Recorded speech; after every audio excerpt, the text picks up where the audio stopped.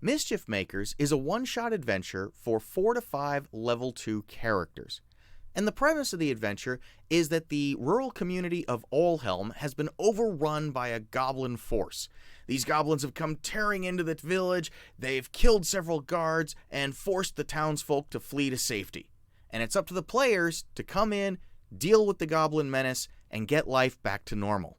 So that's the basic setup of the module. And before I go too far, I do want to say this is not your typical goblin squash adventure. They've done a really nice job of introducing some new types of goblins into the mix. For example, the goblin biter has a bite attack that allows them to latch on to the player and not let go. There's also the goblin outrider, who is mounted on a wolf and can make ride-by attacks that don't provoke attacks of opportunity. And there's also the goblin wild soul, who's basically a sorcerer type and can cast spells, and even if those spells fail, they can do some pretty amazing amounts of damage to everybody around this goblin. Right off the bat, this has some things that are very unique and are a whole lot of fun. So let's talk about what's actually included in the module. You start out with one map, which is extraordinarily detailed and has dynamic lighting enabled. There are 3 very detailed NPCs provided. We'll talk more about them later. And there are illustrated tokens for each baddie that the players will be fighting. The module provides 3 hooks that you can use to bring the players into the town of Allhelm. And once they've taken one of those hooks, they can begin exploring. Now, they're going to come into the town from the southwest corner, so they'll be coming in here at Area A. And so right off the bat, they're going to have a combat with 6 goblins. These goblins come crashing out of this store here. They're chasing the storekeeper's cat. The players engage the goblins, rescue the cat, and then they can go into the store in order to talk with the NPC there, learn more about the town and the goblin attack itself. Once they finish out with Area A, the players are free to go pretty much wherever they want in town. My party came up behind the shop and encountered these goblins here in Area B. So they dealt with the goblin biters and the outriders. And then from there, I'm just going to zoom out a little bit, they noticed that this building was on fire. And so they tried to put that out. And the handout for this area, the burning building, has some great information about how the characters can put that fire out and what the goblins do if the characters try to do so. So in my case, I had some goblins down here from Area C in the town hall come running out and try to attack the party and stop them from putting out the fire. Now, as you can see here, there are a lot of goblins on the map. So there is a lot of combat here in this module. In fact, of the 10 locations on the map, you have 6 that have combat. So I like this. I like having a lot of combat in my modules. My players like a lot of combat. I'm just bringing that up in case that's a problem for your group. But that said, I didn't feel that this combat was overwhelming or unbalanced in any way. I felt it challenged my players quite well, but it wasn't to the point where, they just couldn't cope. I thought that the combat was very well balanced overall. Ultimately, after the players deal with all of the goblins that are in most of the buildings, they're going to make their way over to Area I here. This is the town stockade, and this is where the goblin boss and the last kind of pocket of goblins are holed up. They also have one of the NPCs as prisoner here, and so there's some role-playing opportunities as well. Once the players defeat all the goblins, the constable will thank them profusely, offer them a reward, and then the players will have received enough XP in order to level up. So that's the basics of the adventure itself. I want to take a few minutes now and kind of talk about some of the features of this module that I really thought stood out. For starters, each area has its own handout, and the handouts are very well detailed. They give you a graphic of the area, so you know exactly which area on the map we're talking about, and then there are these icons that designate what's going on within the area. So if you see a black skull, that represents combat. The keys either show things that are locked or are the literal locations of the keys for players to find. The conversation bubbles are opportunities to roleplay with NPCs, and the treasure chests represent where the players can find treasure. There are also these puzzle icons for things that the characters need to problem solve, and these bear trap icons indicate traps. I thought these icons were really handy and definitely made my life easier, especially because you can see the icons show up on the map as well, so you know exactly what the players are getting into when they walk into a new area, even if you don't have that area's handout open. Within the handouts themselves, there are notes around what the area looks like. It gives you notes on combat if it takes place. It provides the goblins' tactics, any developments that are a result of that combat, and then notes on the NPCs that you'll encounter and a little bit on how to roleplay them. So I thought this level of detail was really helpful. It made it very smooth for me to run these areas. Now, there's one other handout that I want to call your attention to, and that's the inventory of the shop in Area A. You'll notice there are 17 named locations within the shop, and they correspond to 17 items that are found within the shop.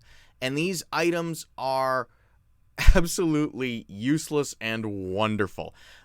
You'll notice if you look here, it's some stuff like an oil lamp with no oil in it. And Esmeralda, the shopkeeper, will joke that her first wish was for the shop, and the genie told her that that was more than enough. So that gives some tremendously wonderful flavor to what the shop is like, what the NPC's attitude is like, and it just really helps bring this shop to life. And of course, you can insert your own items here as well. Now, speaking of the role-playing possibilities, I mentioned earlier there are 3 NPCs that are very well fleshed out. To start with, you have Esmeralda Granny Upperbrick. She's the shopkeeper that the players will meet in Area A. She's kind of a doting old grandmother who wants to give wise and sage advice to the PCs. Then you've got the Constable Timoth, who's up in the stockade right now. He's been taken prisoner by the goblins. He's kind of this curmudgeonly old bugger who just wants to get out and give the goblins hell. And then Nipper is the daughter of the town's alchemist, and she's the one who actually set Area E on fire by accident, and she's trying to blame that on the goblins. So there's some great role-playing opportunities here. All the characters have sample dialogue provided, which gives you some insight into how they view the world and how they'll treat the PCs. So it made it very easy for me to kind of get into their heads, and it gave me a really solid foundation to build upon as I was role-playing these characters to my players. Now, I want to take a minute and talk a little bit about how fantastic the artwork is in this module. So let me zoom in again here, and let's get over to Granny's store. So if you just look at the detail in this shop, you can clearly see this is a table of shoes. There are some shirts over here. There are trinkets on this table. There's a dagger. There's a whole bunch of books. This is a magic broom that sweeps up when things get broken. And then over here, there's actually a local attractions stand with a whole bunch of brochures and flyers on it. So this would be a great place for you to drop in hints about upcoming locations in your campaign, or if there are other like tombs or catacombs or things that the players could investigate that are in the area of this town. This is just really nicely done. And it's more than just this one shop. If we scroll up here, you can see when you get into the blacksmith's shop here in the forge, you can see the armor and the shields that are standing here, the anvil, there's some bars of metal. It's just a very well done map. And the other thing I really appreciate is that we get artwork for all the monsters the players will be fighting, because there have been times where I've gotten a module and you're going to fight a zombie and you get a zombie token that just has the word zombie on it, right? That kind of breaks the immersion. The one thing I will say about the tokens here is, as you can see, they're a little bit on the cartoony side. Now, I didn't mind that. I thought that that was really cool. But if you are coming from another module that has like darker or gritty artwork, it may be a little jarring. Alright, now some notes for the GM who is going to be running this module. The first thing that you're going to want to know is that by default, none of the monsters are on the map. So when you first load the map in, it will have all the locations, it'll have all the NPCs, it will have all of the icons that show what's going on at a particular location, but the monsters themselves will not be present on the map. You'll need to drag them in. The good news there is each area has a little table that clearly spells out which creatures are in which area, so you can just drop them in, no problem. Now, one thing that I noticed in Area G, this is where you're going to encounter the Goblin Wild Soul. This is the Sorcerer Goblin. If you open up this Goblin Wild Soul's character sheet, you'll see there's nothing telling you how many spell slots she's supposed to have. So we have level 2 spells, we have Scorching Ray, but I don't know how many slots she's supposed to have. And there are no level 1 spells listed, which is kind of weird. But in the area's handout, if you go down to the combat section, it does talk about the Wild Soul using her Chromatic Orb spell. So you're going to want to add Chromatic Orb to the level 1 spell slot section. And I also gave my Wild Soul a second first level spell. I gave her Thunder Wave too, because, Thunder Wave's fun. And what I wound up doing was saying she'd had 3 first level spells and 1 second level spell. Also, over here in Area B, you're going to encounter your Goblin Outriders, and those are the ones that have the wolf mount. So you want to keep the rider and the mount together. The way I did that was you drop the Outrider onto the map, and then drop the wolf onto the map. And then I selected the Outrider, held down the Alt key, and resized the Goblin token a little bit, so that I could then drag it over and drop it onto the wolf. Now you'll notice that it went behind my wolf, so I'm going to select the wolf now, go to this section here and say to back. That'll move it. There we go.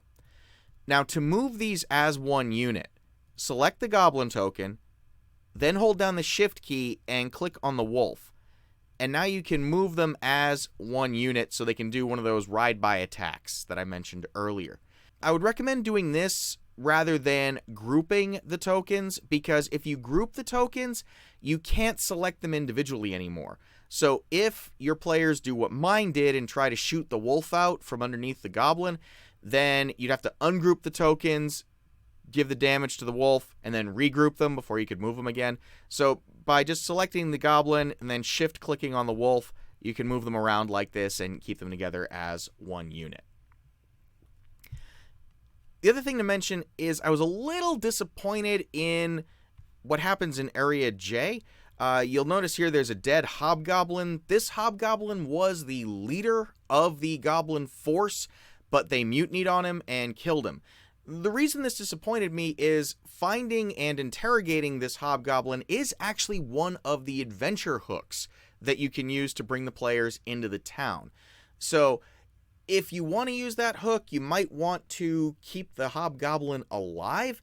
I think that having the hobgoblin in combat would make things a lot more interesting in some places, because hobgoblins are master tacticians and they have that martial advantage feature that can really be quite devastating at low-level combat. So if you have players who tend to blitz through everything, you may want to keep this hobgoblin alive so that he can use his tactics and martial advantage in order to deal more damage to the players.